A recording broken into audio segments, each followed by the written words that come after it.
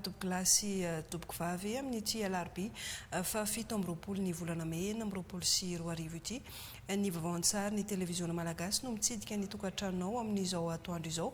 Raha tratranay eo am-pisakafoanana ianao dia mirary anao azotomana ary manasanao ampanajana anaraka izany fampahalalam-baovao izany ho an'ny mahajanga renivohitry ny faritra Boeny no ndeha anokafantsika ny vaovan-tsary amin'ity atoandro ity araka nefa nanarahantsika azy teto anatin'ny vaovan-tsary dia mandateraka fitsidiana any an-toerana ny filohan'ny fanavaozana ny Repoblika ny Madagasikara ny Colonel Randrianirina Mikael ka omaly zao izy dia niaona tamin'ireo mpianatra ao amin'ny Université any Mahajanga ary nanolotra solosaina sy wifi ahafahan'ireo mpianatra manao ny asa fikarohana izay manamora ny fianaran'izy ireo. Vola Rasoa sy Eugène Takla Patterson no mitatitra izay vaovao izay. Natolotry ny filohan'ny fanavaozana an'ireo mpianatra teto amin'ny campus universitaire Ambondrona androany talata 4 May 2024 ny wifi maimaim-poana isan'ny fampanantenana nataony tamin'ny fandalovan'ny farany teto Mahajanga izay azon'ireo mpianatra ampiasaina amin'ny fotoana rehetra ho fanampiana sy ho fanamorana ny fikarohana ataony. Ny ampy vola 20 tapitrisa ariary toy ny nataony tamin'ny université hafa notsidihany. Misy vola 20 tapitrisa ariary toy ny antoliaro omeko anareo mpianatra nofikena amin'ny tampihavana. Tety ihany koa nanolora ny solosaina miisa 100 ho an'ireo sampanjara-panjakana eto Mahajanga ho fampandehanan-draharaha amin'ny ankapobeny. Promesse reny dia iny izy natolotra iny mampiasa finaritra ny mpianatra efa nisy ordinateur natolotra dia mba ny faniriana mba tsy hisy an'ilay mpianatra ntsony mandeha mivoaka any amin'ny cyber manao recherche. Manova tsikelikely tsika izay mba tonga ny université panjakana rehetra mba hanana ny maizy azy araka ny hiranareo teo. Ny hiranareo teo izy teo mba hoe orearea izy teo raha tsy diso maneran-tany. Tsy izay le izy teo. Na iny iverenako jereko ny mpianatra. Telo angamba hitako mba ny hira teo nanaraka an'le izy. Ny oeto tsy hoe mipetraka mitratra fa mba tsapao ny fo rehefa mandeha iny hiram-pirenena iny. Dia mba andramana izany teny izany tsapao ny fo rehefa mandeha iny hiram-pirenena dia mieritreritra ireny razantsika ny tolona tamin'ny andron'ny fanjanahantany ireny fa ho tianareo azy ho hiram-pirenena io. Manampy be amin'ny ampahan'ny fasahirana ny ray aman-dreny izao raha nisaotra ny filohan'ny fanavaozana ny mpianatra. Mahatsapa izy ireo fa misy mihaino ny entaentan'izy ireo satria ankoatry ny fangatahana wifi dia efa niakatra 20 isan-jato ihany koa ny vatsim-pianarana hatramin'ny équipement. Ireo sampanjara-panjakana nahazo fampitaovana kosa dia nanamafy ny fahavononana ho famaliana ny filan'ny vahoaka sy ho fampandehanan-draharaha-panjakana amin'ny ankapobeny. Notokanana ny fotodrafitrasa vaovao ny Institut de formation interrégionale des paramédicaux na ny IFIRPA any Mahajanga izay mipetraka ao amin'ny CHUP Zaga Androvo. Ny filohan'ny fanavaozana no nanolotra ny fotodrafitrasa ary nanome fampitaovana ho an'izany ivitoeram-piofanana izany.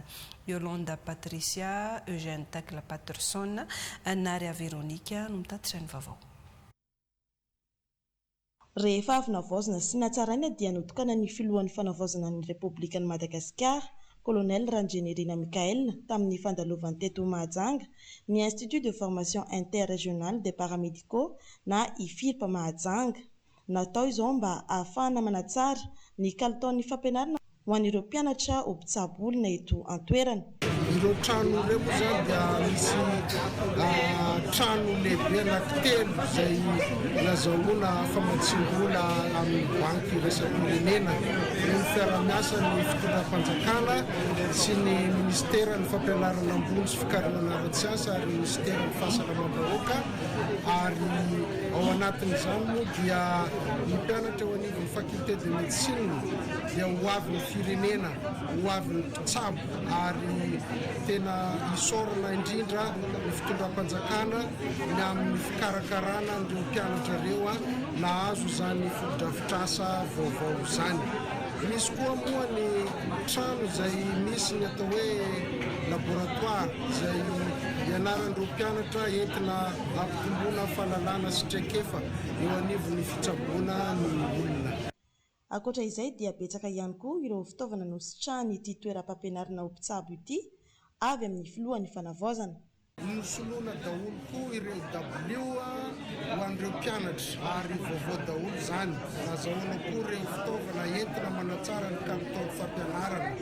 Nosy manantena izay fa hitombo izany fanatsarana izany ary misy fiantraikany amin'ireto mpianatra izay ho avy ny firenena amin'ny fitsaboana ny olombelona. Fiaraha-miasan'ny fitondram-panjakana amin'ny alalan'ny ministeran'ny fampianarana ambony sy ny fikarohana ara-tsiansy ary ny ministeran'ny fahasalamam-bahoaka no nahafana ny sitraka izao fotodrafitrasa na rana fampitaovana sy fanatsarana ny ifilipa eto Mahajanga izao ka ny banky iraisam-pirenena no namatsy vola tamin'izany. Sekoly maromaro amin'ny sisikony Mahajanga no notsidian'ny ministra ny fanabeazam-pirenena ary nanolora ny fitaovam-pianarana tany an-toerana nisy ihany koa ny fiainona ny etaetandreo mpampianatra Adja Delphin Eugène Takla Patterson. Fitsidiana sekoly ambaratonga voalohany taty Antsanty no asa voalohany nataon'ny ministry ny fanabeazam-pirenena. Ity sekoly ity dia naorina tamin'ny alalan'ny fiaraha-miasa amin'ny fanjakana sy ny sehatra tsy miankina. Izay ny olazan'ny ministra fa afaka miara-miasa tsara hoy izy ny fanjakana sy ny sehatra tsy miankina. Profon'izao fotodrafitrasa izao. Anisan'ny vaindohan-draharaha ny fitondram-panjakana dia fanamafisana izay fiaraha-miasa ny fanjakana amin'ny sehatra tsy miankina izay. Ka anisan'ny profo mitoaka amin'ny tendany ary nodivendy ny ranon-tsakaina vavolombelon'ny mpiasa ozy izy ny baingo voavadika izao fotodrafitrasa fanorenana sekoly sy izay rehetrarehetra mifandraika amin'izay ka dia isaorana ireo mpiara-mombonantoko akasitrahana ireo mpanabe ary isaorana manokana ny ministera ny fanabeazam-pirenena nanaiky nanokatra ny varavarana amin'izay fiaraha-miasa izay mba ho tombotsoa ny vahoaka malagasy indrindrandrindra ho tombotsoa ny faritra boeny manokana. Taorian'ny fitsidiana taty Antsanty dia nitsidika ireo sekoly efatra eto Mahajanga tampon-tanàna ny ministra izay nasiana fanavaozana sy nanolotra ireo boky sy ny kojakojam-pianarana ihany koa. Nitafa tamin'ireo mpampianatra ny ministra teo no nanafatra ny mpanabe ny tenany amin'ny fanatanterahana ny fanadinam-panjakana tsy ho ela. Ao avy ny fotoam-panadinana efa tsy ho ela dia fiaraha-mientana tsirairay avy no angatahana sakanavaka mba ho fisotomika ny fanadinana izay ho atrehantsika. Ary ireo mpianatra ny analabaka ihany koa dia eo nareo mpanabe anome ny ainareo tsy ho zavatra mba ahafahan'ireo zanakitsika ireo mahomby amin'izany fanadinana bakalorea izany. Nambarany ministra taty Mahajanga ihany koa fa misy ny fampidirana ireo mpampianatra FRAM ho mpiasam-panjakana. Nitafa tamin'ireo tompon'andraikitra eo anivony Dirène Boeny ny ministra ka ny fampandehanan-draharaha-panjakana eo anivon'ity ministera ity no niompahana ny dinika taty Mahajanga. Hitandrovana ny tontolo iainana sy ny fahadiovan'ny tanàna ary ny fampianarana ny olona naja ny fahadiovana eny amin'ny toerana iombonana nantanteraka hetsika fanadiovana ny torapasika ny village touristique ao Mahajanga ireo fikambanana sy olon-tsotra miaraka amin'ny Dirène Boeny ny faritra Boeny ary ny commune Ambonivohitra. Raha ity fanadadiana hoentin'ny mpanao gazetinay avy any Mahajanga ity. Fihetsika mendrika laintaka no fampianarana ny olona hitandro ny fahadiovana. Ny hetsika natao teto amin'ny torapasika ny village touristique Mahajanga izao ny 9 Mey 2024 ny fandrimbona ireo fikambanana sy ireo olon-tsotra teto tamin'ny fanadiovana ireo fako teto amin'ny village touristique Mahajanga. Eto manadio ny rehetra eto amin'ny villa Mahajanga izay tarihan'ny faritra Boeny ny commune urbaine Mahajanga ary koa efa ao amin'ny firenena iainana. Ka miaraka amin'ireo vahoaka maro eto Mahajanga mahatsiaro andraikitra amin'ny fahadiovana izany tanàna izany. Manomboka izao dia ho atao matetika sy fahazarana ny fanadiovana tahaka izao mba ho fandraisan'ny tsirairay andraikitra amin'ny fikajiana ny fahadiovan'ny tanàna. Anisan'ny hetsika anankiray hatao mahazatra ny fanadiovana orina fety. Izany hoe tsy androany ihany tsika no hiara-entana amin'ny fanadiovana fa fihetsika ho an'ny tsirairay ho amin'ny mpisehatra rehetra ho amin'ny mponina Mahajanga ny fanadiovana ny fahadra-masina ny sisin-dranomasina ny tanàna indrindra fa rehefa amin'andray vahintsika indrindra fa rehefa misy fety zany izay moa ny antony dia hoe hitazonantsika ny endrika tsara ny tanànantsika ary hitandrovantsika izay fahadiovana zay ka tanàna mampiteolona sy ilana mirindra zany tanànantsika. Tedy dia nanentana ny rehetra ny solotenan'ny komina tompona andraikitry ny fahadiovana eto an-tampon-tanànan'ny Mahajanga amin'ny tsy tokony hanipazana eny rehetra ny fako plastika. Manentana antsika vahoakany Mahajanga na mandalo zany na ponina mipetraka eto Mahajanga zany aoka antsika mba tsy hanaparitaka an'ireny fako plastika ireny. Raha eto amin'ny village manokana jerevana dia efa nasiana dabapako maro manerana milahatra magnaraka an'ireo jardin misy amintsika reo. Raha misy an'ireny resaka plastika ireny ka tokony faharina izy alaotsaotsika agnatin'ireo fanariam-pako ireo fa misy mpanao namasasy maka azy ireo maraina mampiditra azy agnatin'ny dabapako mandia manaraka. Tokony samsaripiaro ny rehetra amin'ny fahaiza-miaina amin'ny fitandrona ny fahadiovana mba hanary izany amin'ny fitoeram-pako natokana ho amin'izany no faranana tamin'ny zombany fotoana teto. Amaranantsika izay maresaka avy any Mahajanga izay dia efa mandeha tsikelikely ny fanamboarana ny lalana ambondrina izay mampifandray ny tanàna amin'ny Université any Mahajanga amin'izao fotoana izao aritra efa-bolana izany asa izany raha nambaran'ny orinasa manatanteraka ny asa fanadadiana Miora Randry. Ny alahady 4 May no nanomboka ny asa fanamboaran-dalana avy eto amin'ny croisement d'Olto ka hatraty amin'ny Université any Ambondrina. Lalana amin'ny 4 kilometatra 700 no asiam-panamboarana raha anisan'ny lalana napitarana ny vahoaka sy ny mpianatra eto anivon'ny Université any Mahajanga no niaratsiny. Ny entreprise vao avy no nahazo ny tolobity ka aritra efa-bolana ny faharetan'ny asa. Nanomboka tamin'ny 24 zahay ny asa. Dia lalan'ity zany 2 km 900 jusqu'amin'ny université. Dia ny enceinte-ny université koa. Dia izy rehetra zay zany vinavinana eo amin'ny 4 mois eo, 5 mois maximum tokony vitany. Manao débroussaillage, manadio kanaly reny. Zay natao zao.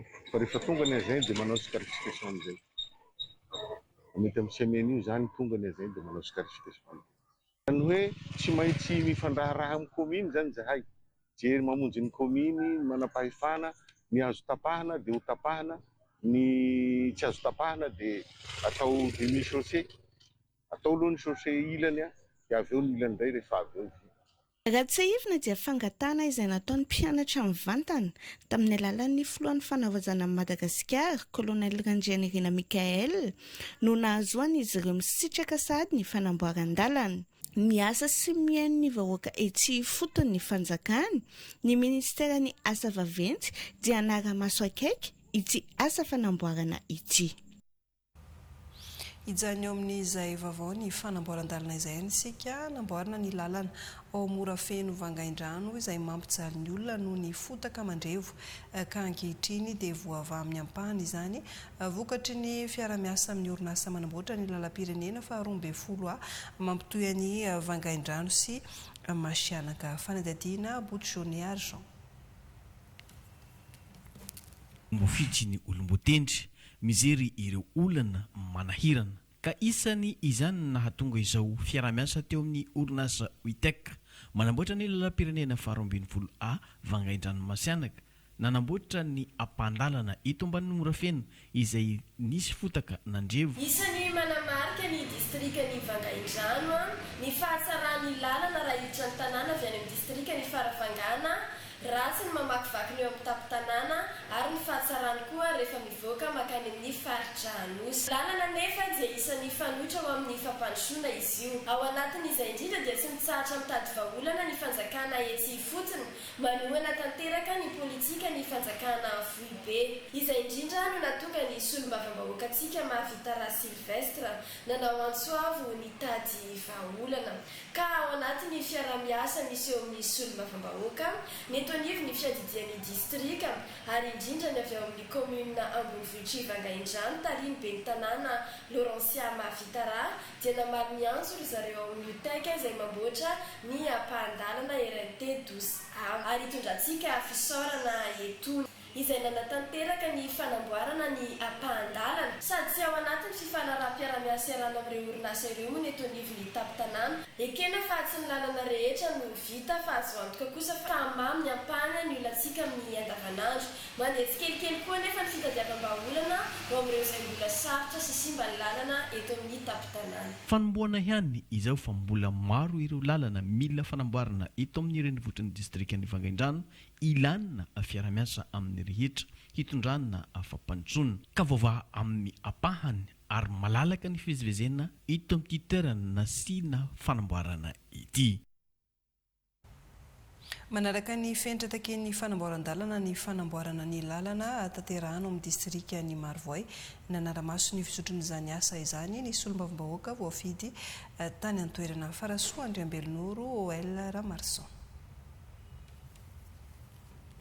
Kia ny ampahan-dalana anisany nampitaraina teto an-tampon-tanàna Marivoay commune Ambonivohitra fiara-miasa ny solombavambahoaka tamin'ny tsy miankina no nahafahana nanatanteraka ny asa izay hita fa efa manomboka. Satria efa mifampiresaka tany amin'ny ministera dia misy ny fampanantenana izay natao ministera misy ny pavé izay omena isaka ny distrika dia anisany misitraka an'izany Marivoay fa noho ny zava-misy ato anatin'ny distrika Marivoay ny commune urbaine Marivoay efa maro mikaikaika amin'ity lalana ity misy camion raikitra efa tena ratsy dia ratsy na miditra eto ny vahiny dia mamenatra dia izay no anaovana vonjomaika an'ity lalana ity tsy tena hoe mbola goudron io fa hoe remblayage gratena izy io dia compactena mandrapaha fa misy vato indray ho atao eo dia compactena tsara mandrapatonga an'izay pavé izay raha araka fampiresana tamin'ny ministera moa dia tokony sitraka eo amin'ny 3 km ty distrika Marivoay ity. Efa mandeha koa ny fanamboarana ny lalana amin'ny 12 km ihany andrenivohitry ny distrika sy ny lalana RN8 bis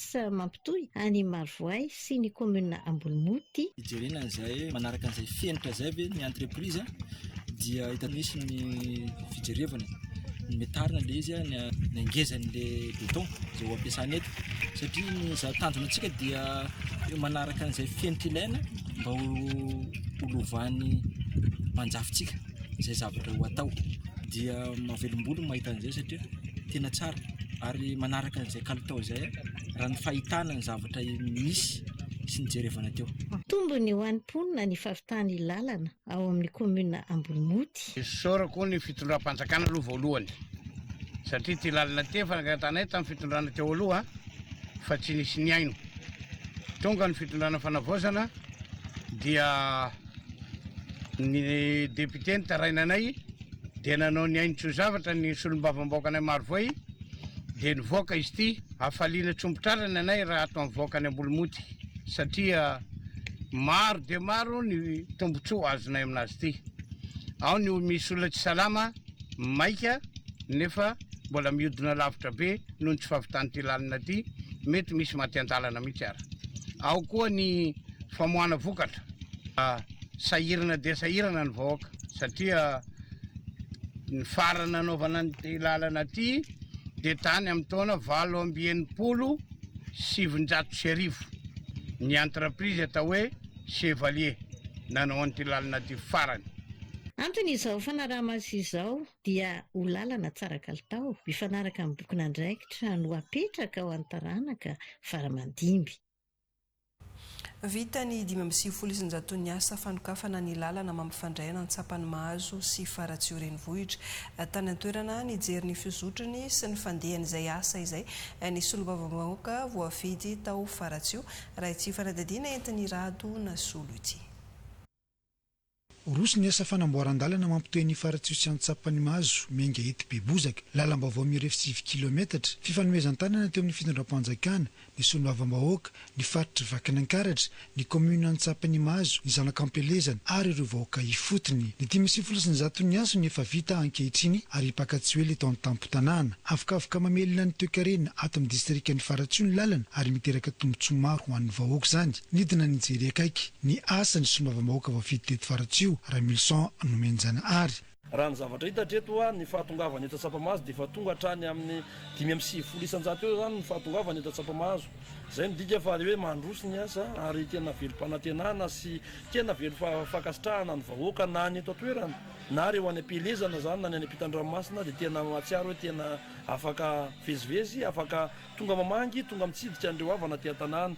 Ny faharoa dia hoe ny fanohizana an'izay asa zay dia ny makavy eto Tsapamahazo makany Ambohiborina dia tsy maintsy hotohizana io ary eo anatin'izay zany eo anatin'ny herinandro miditra io dia tsy maintsy andeha anohy an'izay asa zay a mandrapatonga ny any Talata moa Talata zay fantatritsika efa misy entreprise manao zay a manao mandrapatonga any Ambohiborina zay miakatra dia zao ny eo amin'ny resaka antsika vahoaka dia hoe ny mifanomezan-tanana fanomezan-tanana amin'ny endrika rehetrarehetra fa ty tsy entreprise manao an'ity fa tsika rehetrarehetra zay nampino ny filohan'ny fanavozana fanampiana tao anatin'izany hoe gazoala zay sorana be deaibe n'Andriamatoa filohan'ny fanavozana colonel Mikael Randrenirina zay nanampy ny vahoakan'ny district any Faratsio zay tsisy nijery nandritra ny fotoana maro dia zao tonga mba anjara masoandra zany district zany.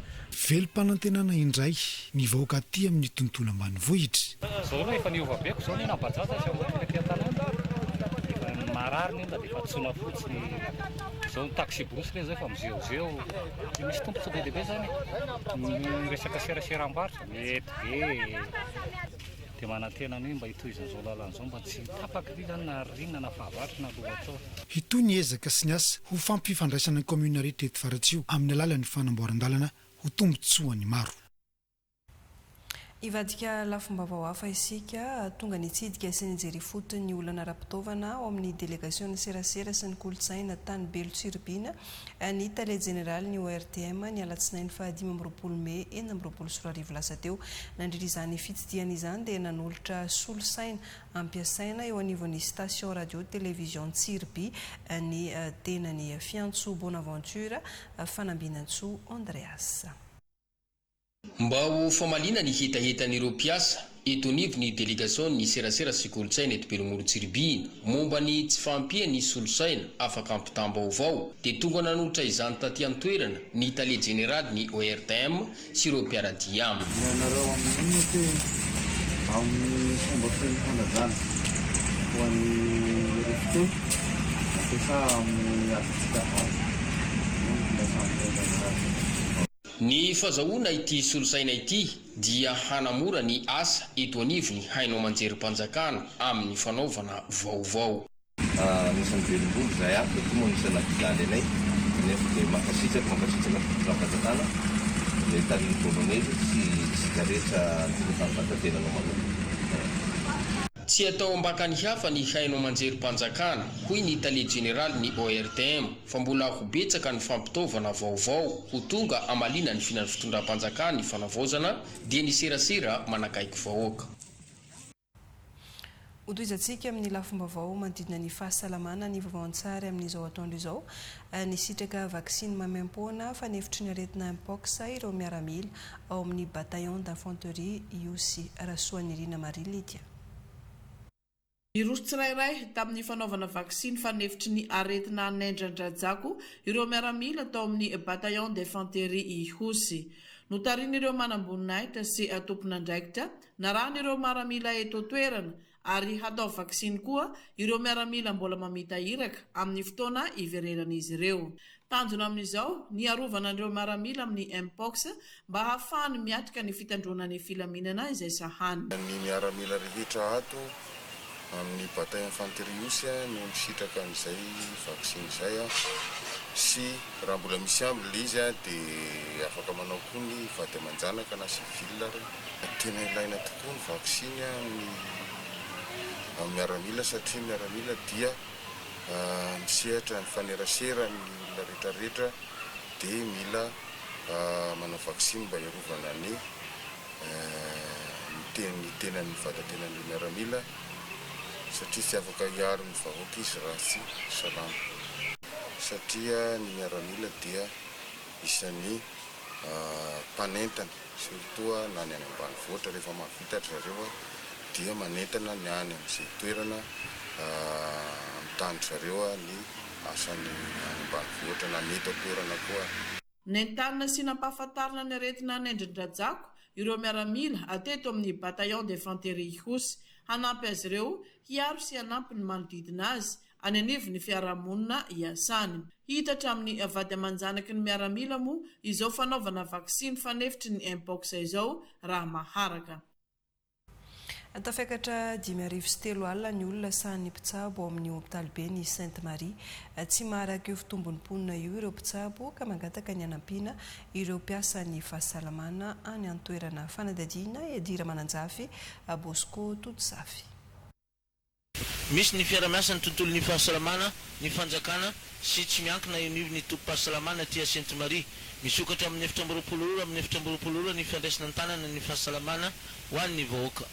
Maromaro ny tolotra misy ato toy ny service atelier accueil triage urgence, ny médecine izay ahitana ny fitsaboana ny maladie générale, IST sida, tuberculose, ny setara misahana momba ny haromontana, ny service manokana mikasika ny paludisme, ny imagerie izay ahitana ny échographie, ny radiographie, laboratoire, ny maternité misahana ny senzaza, manana ambulance anankiroa izay toy ihany koa ny service pharmacie izay tsy dia mifandray amin'ny CSP anankifolo sy ny dispensaire privé anankidimy. Hoe zany mandefa mararety aminay ary tsara marina fa dia tsara fifandraisanay amin'ireo manodidina ireo. Ny farany alavitra moa zany ety aminay dia ny 42 km eo avy any mota tafana na ny tendrony avaratra. Miasa 720 anatin'ny 720 zahay ary ireo service rehetra dia miasa ao anatin'izay fotoan'izay isaorana be lehibe ny manakozana ny ambulance anankiray anay isaorana ny ministère fahasalamana ny anankiray izay azo lazaina mbola vaovao anankiroa ary miasa amin'ny milana azy. Tsy ampy ny mpitsabo aty an-toerana ary mila hahatevenany ihany koa ny fotodrafitrasa.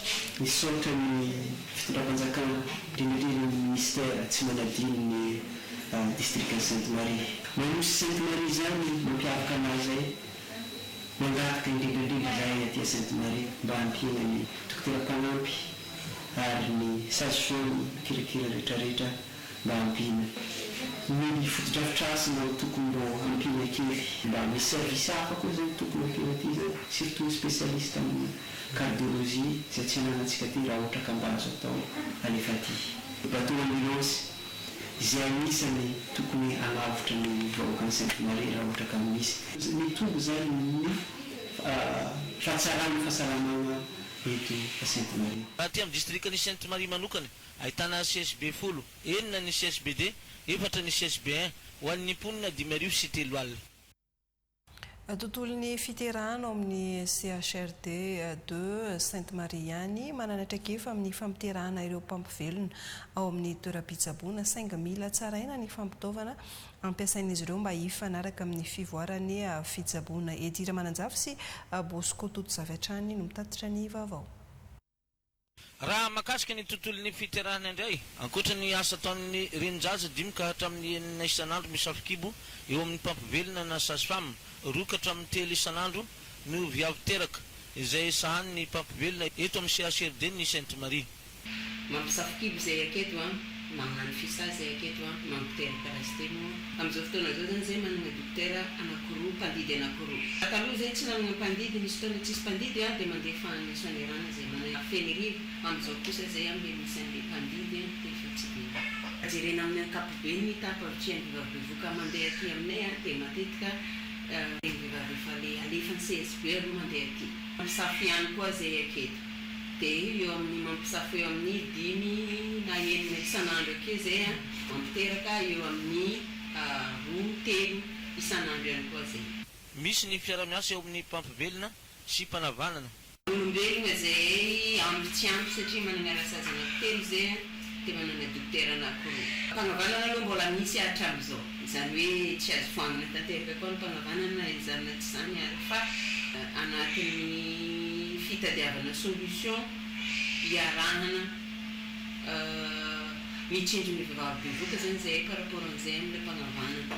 Entanina dia entanina aloha ny vehivavy bevoka surtout amin'ny fisafoana kibo.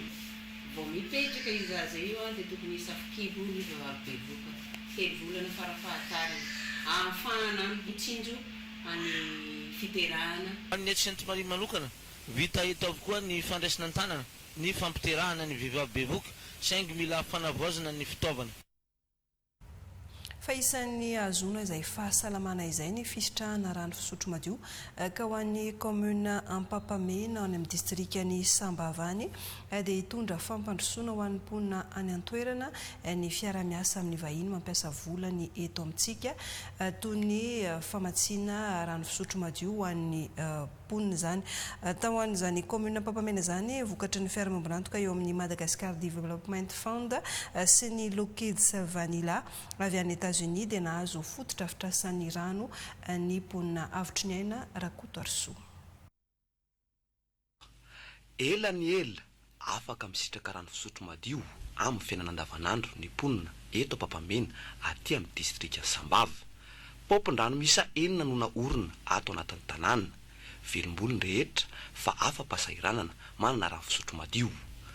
Ny tombontsoa hazonay avy amin'ny rano madio robinet tsy rano vogo dia tegna le tsisy ampandoto loatra io lohorano zay miboiboika avy agnaty tany. Zay ny tombontsoa hazonay. Tsy noho ny loton'ny rano ny hazonay mankaraza hay fô zany hoe aretigna latsaka Zagnahary beteky. Ya, fahasalamagna ho avy aminay daholo. Ny fiara-miasa amin'ny Madagascar Development Fund na ny MDF sy ny Lockheed Vanilla avy any États-Unis no nahafahana nanorina ireo mpompo mamatsy rano fisotro madio eto Ampapamena mitetina 770 tapitrisa ariary mahery.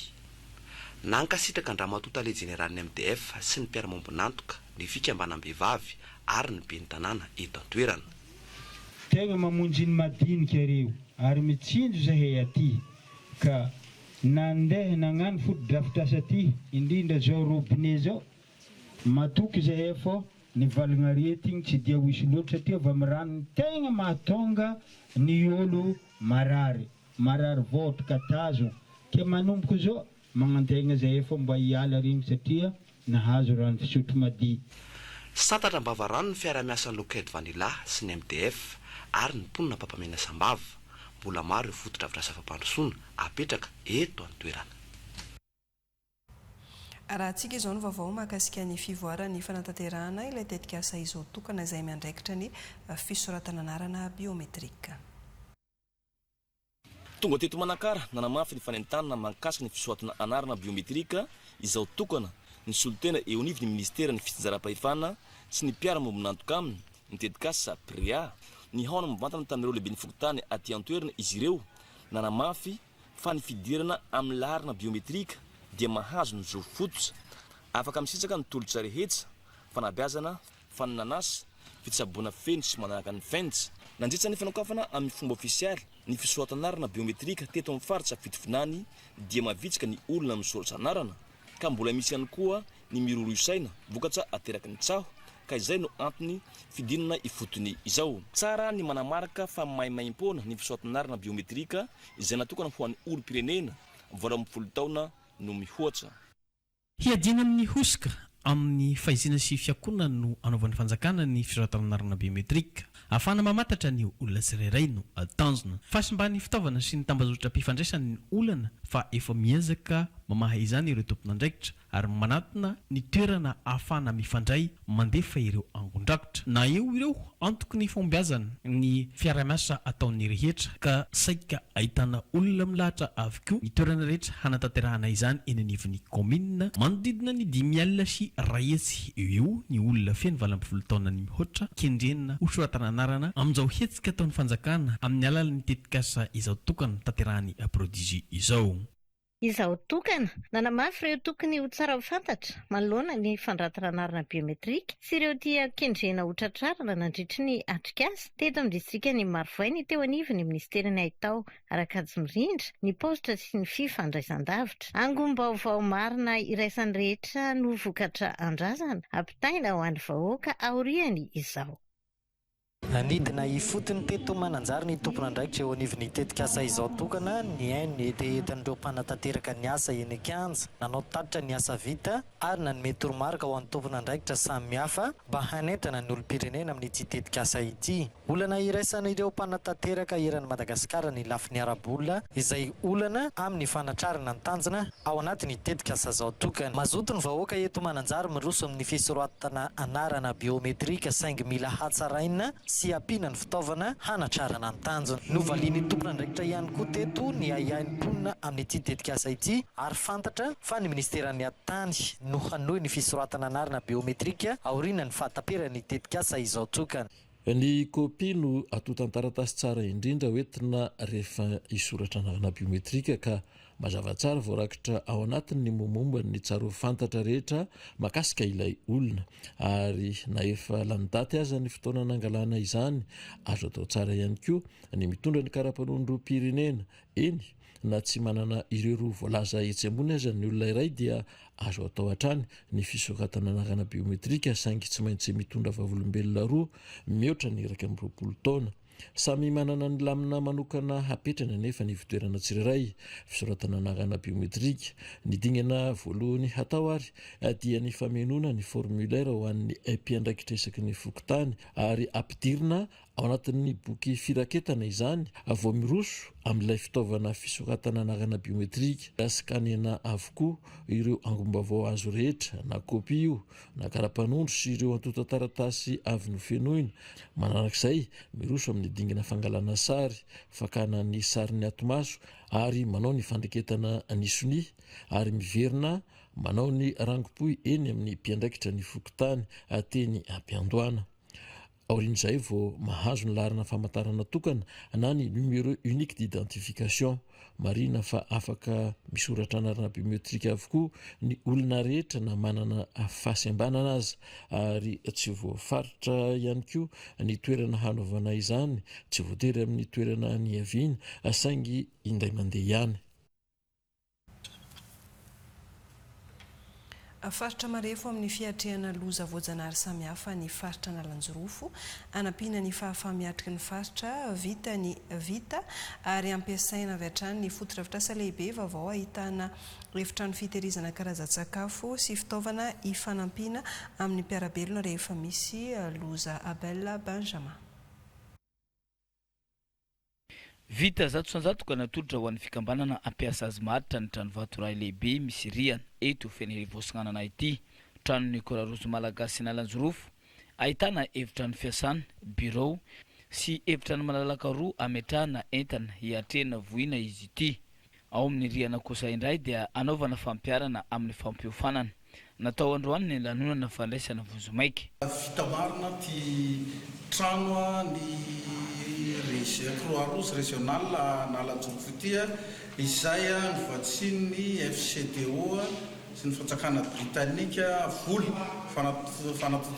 fanatotosana azy amin'ny alalan'ny projet PPRM. Ny tanjona voalohany indrindra dia mba ahafahan'ny Croix-Rouge Malagasy aty amin'ny faritra zany manana fotodrafitrasa ahafahana manatanteraka ny adidy sy ny andraikitra izay ankinina amin'izy ireo. Miroma mandeha amin'ny fagnatsarana ny fiainam-bahoaka ny fotom-pisainan'ny faritra Nalanjorofo iray manontolo ka noho izany jerena manokana amin'izay lafin'izay ary vinany lehibe amin'ny faritra amin'ny fampandrosoana ihany koa ny hanatsara ny fiainam-bahoaka izay misy eto amin'ny faritra Nalanjorofo ka tafarainy ity sy ny manina ho iaho ary mino sy zao fa erivelona jiaby eto amin'ny faritra Nalanjorofo dia hiaraka hanatsara an'izay fiainam-bahoaka izay amin'ny lafin'ny fahasalamagna. Faritra Moron-dranomasina marefa amin'ny karazana loza voazanahary toy ny rivodoza Nalanjorofo. Hampiasaina avy hatrany ny fotodrafitrasa ity ho tombosoan'ny mpiarabelona. Fiarahamonina tsara fiomanana mihohitra manoloana ny loza voazanahary no fanamby.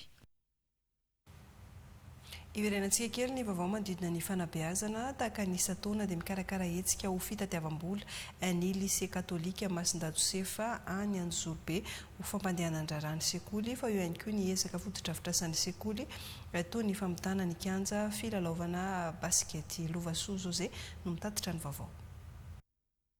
Ny taona 2024 no niorina voalohany ny lycée katolika Masindajosefa eto Anjorobe raha efa ataonany maro no niorina ny kolejy Masindajosefa na antitra aza nefa ny fotodrafitrasa ho an'ny sekoly dia miezaka hatrany ireo tompon'andraikitra eo tatoerana sy ny ray aman-dren'ny mpianatra amin'ny asa fanorenana ireo mpianatra raha teo dia efa mitombo anisa. Mifidy moa zany no naneny fotodrafitrasa tanteraka dia établissement Charles anankiroa no neny dia ampiana no tanteraka. sasary zay a nisy ny riana dia niampy ihany koa avy eo ny tao anatin'ny birao ahafahana manatanteraka ny administration rehetrarehetra ny mpianatra tao anatin'izany a dia nasaza teo amin'ny 5 amin'ny zato teo eo missionnaire ny tonga teto a dia mbola tsisy zany lycée universitaire zany fa ny teny amin'ny collège efa nisy tamin'izany. Tahaka nisy taona dia efa fanaony eto amin'ny lycée Masinda Joseph Ansourby ny fety-tsekoly izay mifandraika amin'ny fetin'ny olo-masina mpiaro-ny sekoly ka hetsika maro no omanin'izy ireo ny amin'izany ho fitadiavam-bola hoentina ihany koa ho an'ny fampandehanany rarahany sekoly ka ny bahatoerana tamin'izany ny hetsika ara-kolotsaina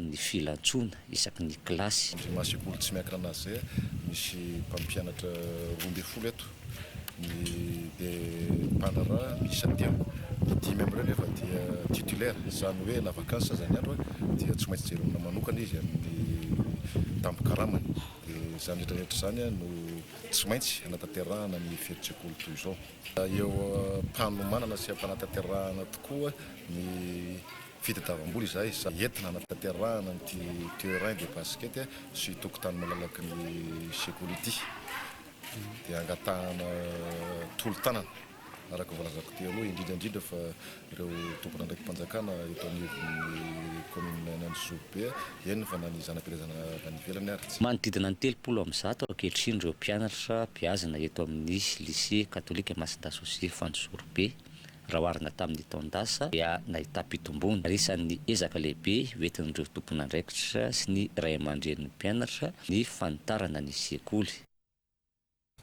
Apetraka amin'ireo sekoly ao Amboasary Atsimo ao anatin'ny commune Ivondro ny sa sekoly anampiana ireo mpianatra amin'ny sakafon'izy ireo any an-tsekoly TVM Amboasary.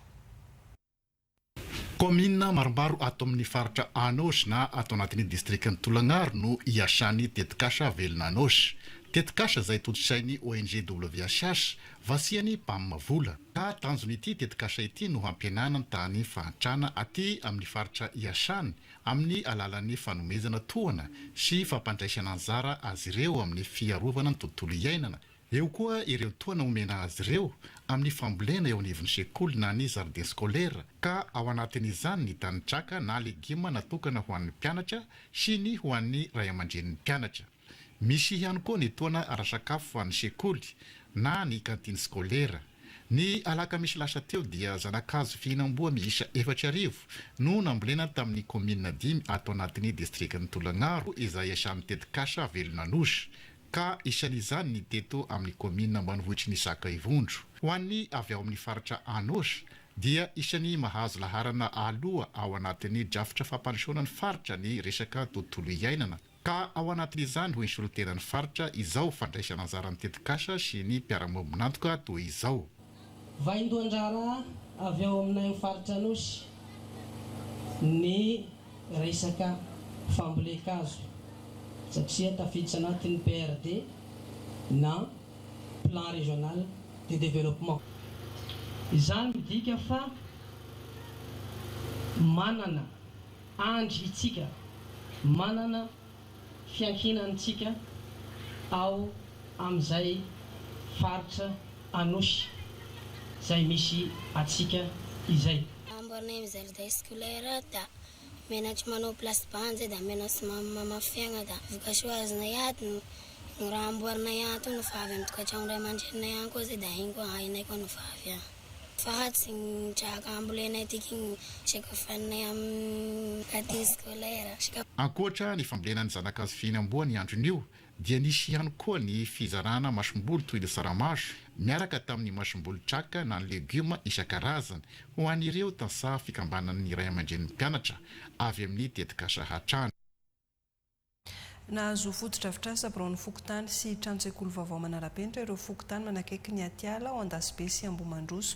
Fiara-miasa ny MNP tamin'ny tetika Sarety Plus amin'ny fiarovana ny Atiala Reserva Ambatovaky any amin'ny distrika ny Sonirany Vongoany izany fotodrafitrasa izany. Manariava Maripola.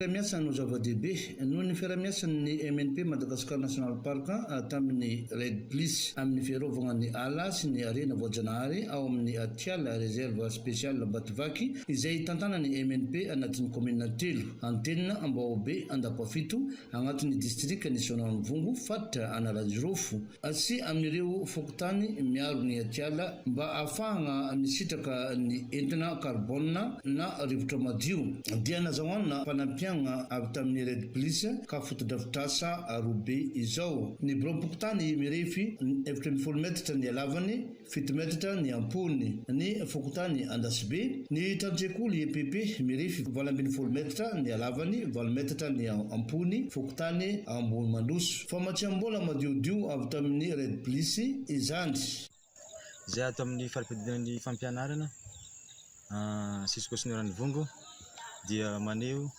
sorony sy fankasitrany ho an'ny fitondram-panjakana izay tarehany andriamatoa colonel Mikael.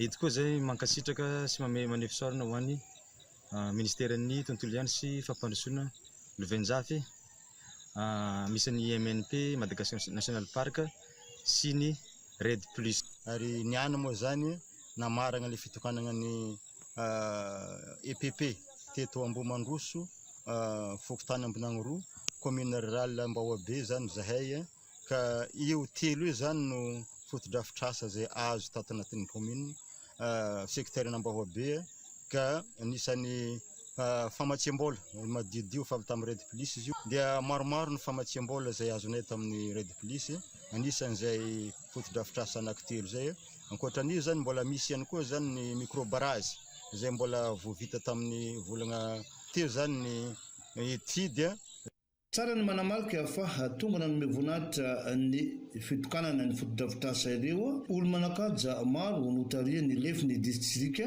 Seva Stanislas nambarany Red Police tsy mitrahatra ny famatsiam-bola sy ny fiaramiasa raha toaka mbola miaro ny tontolo iainana ny vahoaka ao amin'ny Atiala ao anatin'ny komina sy ny fokotany manodidiny Atiala iarovagna isandy. Lafim-baovara politika vetivety nantanteraka fikaonan-doparitra tany amin'ny renivohitry ny faritra Ambatosoa ny antoko malagasy miaramainga ny farany herinandro teo fanadadiana Boniface Ramandriso. Vombolona miverimberina tatoato amin'ny fitekina ataon'ny sokajin'olona samihafa ny hoe fédéralisme, province autonome sy ny sisa. Nandritra ity fikonan-doham-paritra nataony antoko MMM teto amin'ny renivohitry ny faritra Ambatosoa ity nanazavana ireo teknisianina ny rafitra misy ankehitriny dia ny état unitaire sy ny fédéralisme, ny province autonome ary ny région autonome sy ny sisa mba amin'ny mety ho lafitsarany sy ny lafiratsiny.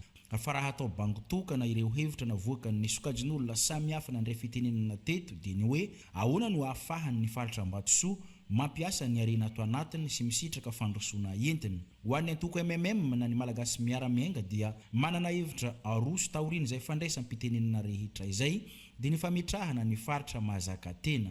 Ary zay ny antony lehibe natonavana eto no hoe natsangany ty farany dia mataovy mahazaka tena amin'izay zany ny faritra mety aminay ny ananganana ny faritra fa aza atsangana fotsiny izy fa aleo izy mba ahazaka tena ameo azy fahefana sy ny fomba rehetrarehetra ahafahany mba mizaka tena tsy agatagataka tsy misy avaratra fa ny droit no angatahany ny adidy sy ny andraikitra mifandraika amin'izay ny tokony manampiana azy fa tsy hoe dia fa nany mahazaka tenanareo dia anynareo fa tsy mila naintsony mifampilitsika malagasy. Na resy lahatra ny olona maro ny fanazavana ity faritra mahazaka tena ity teto ary namafisy ny filoham-panorona ny antoko MMM fa isika malagasy no anaovana ny politika am-panjakana fa tsy ny firenenkafa ka tokony rafitra ho an'ny tombotsoa ny malagasy no apetraka hitantanana ny firenena. Nandritra izao fikonan-doham-paritra natao izao ihany koa moa no nanavoazana ny brom-paritra ny MMM Ambatosoa. Amaranantsika ny vaovao tsara amin'izao atoandro izao mbola nazona ako ny hetsika fanamariana ny fetin'ny alatsinainy Pentekosta tany amin'ny faritra rahantsika na Tambatsary. Ny lamma tsy nahitana lozan-dranomasina ny fiatrehana ny Pentekoty sy ny alatsinainy Pentekoty ho an'ny teto amin'ny faritra Boeny. Niara-ny entana ny tompon'andraikitra voakasika ny amin'ny fiarovana ny mpiampiasa ny ranomasina sy ireo mpitsangatsangana nandritry ny fety. tratra ny tanjona araka izany ho amin'ny fiatriana ny patekôty ny herin-doza ka tsy nahitana lozam-pifamoivoizana na dia iray azy ho an'ny teto amin'ny faritra Boeny.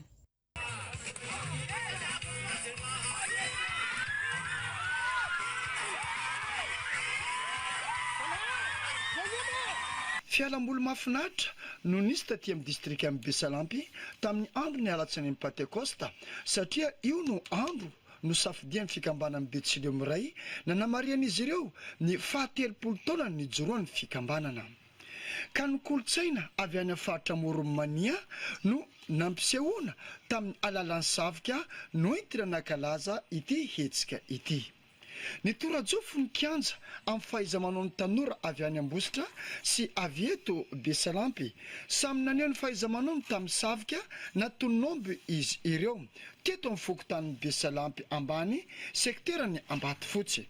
Soandro mody no nampanely teto satria samby afapo na ny mpikarakara na ny mpijery fa indrindra fa ireo mpivarotra rehetra dia samy nahazo tombony avokoa.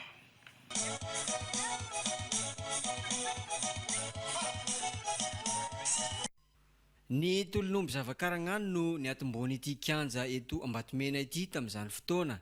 Ankehitriny miverina eto izany hetsika izany ho fanasongadinana trano ny kolotsain-drazana eo ihany koa ny an'ny faritra. Fombiazana no azo ambara ho ireo mpikarakara dia ny firaisankina ireo ray aman-dreny ato Matsihatra ambony.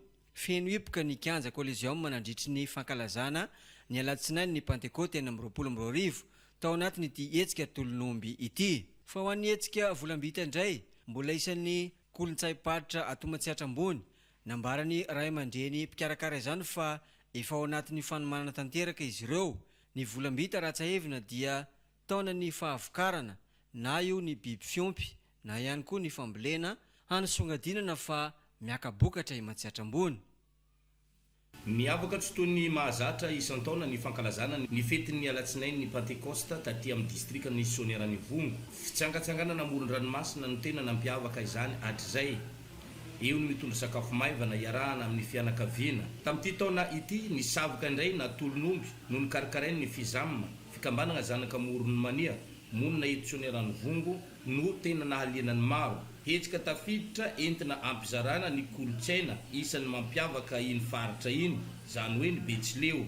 Nisy ny fombafomba nataon'ny mpikarakara alohan'ny savoka, fomba nataon'ny mpanjaka teo aloha, ao ny fanolorana ny omby arahany tapitsoka izay vola omena ho an'ny mpisavoka. Amin'ny Betsileo dia fahasoavana manokana ny fahaizana misavoka, talenta izay nomen'Andriamanitra. Nahaliana ny vahoaka taty an-toerana ny fijerena ity savoka ity na dia teo aza ny mampitaintaina. Amin'ny mahafiraisankina ny fizamma maro ireo Betsileo zanaka Moromania mpisavoka avy amin'ny distrika mandrafitra ny faritra Nalanjorofo no tonga taty an-toerana. Toerana miavaka eo amin'ny setry ny kolotsaina tsy mahasarika mpitsangatsangana ny laka Dakazomborona no safidiany sombavim-boaka tamin'ny fotoana ity ny hariva ny Pentecote ny santarana ny jeu Dakazomborona andiany voalohany. Nisantatra izany ny fiodidinana ny laka izay tariany sombava-mbahoaka. Avy eo ny kilalao samihafa, fifanitsanana hazakazaka ganagana, hazakazaka lomano, ny hazakazaka lakana ary ny hazakazaka bisikleta. No elonelany ny dizomba natao andam-piasa teo ambony lakana ao anaty rano, ny antsa sakalava sy karaoke ary pira evangelika. Analikisa ireo vahoaka tonga ny atrika izany aorian'izao iverina milazana indray ity toerana ity ary dia azo lazaina fa tratra ny tanjona. Afapo tanteraka ireo tonga nandray anjara izay nazo ny lokany avokoa. Ireo vahoaka kosa naneho ny hafaliany mankasitraka ny sombava-mbahoaka. Nanotrina ny ben'ny tanàna tao amin'ny kominina ambanivohitra Kazomborona, ny ben'ny tanàna Ambolimboty ny fanila kominina aminy, ny zotra tany Mpilaminana ny rehetra noho ny fiaraha-mienta ny kompania gendarmerie, ny kompania 406 Mahevarano izay nandrindra ny lafy ny fandria-pahalemana. Ny tomboisa ireo kristianina tonga ny vavaka nanome voninahitra ny andron'ny Pentecosta tato amin'ny fiangonan'Andriamanitra Assemblée de Dieu maro atsetra. Ny Pentecosta dia andro lehibe manatantara ho an'ny kristianina satria io no fotoana nampidinan'i Jesosy Kristy ny fanahy masina tamin'ireo apôstôly.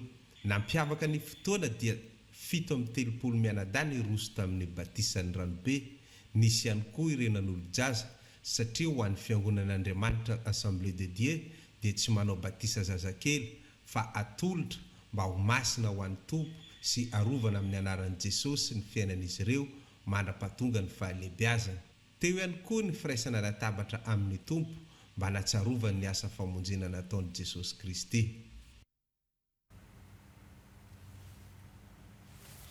Tapitra ny vaovao an-tsary mankasitraka ireo namana teknisiana sy ny mpanao gazety tany afatra ny arany salata amin'ny fanatotosana indrindra mankasitraka anao tany atokantrano nanaraka hatramin'ny farany fampahalalam-baovao izay natolotra teto raha pitsika mbola iorina tiany mametraka ny veloma mandra-pionary ho amin'ny raha pitso indray veloma tompoko.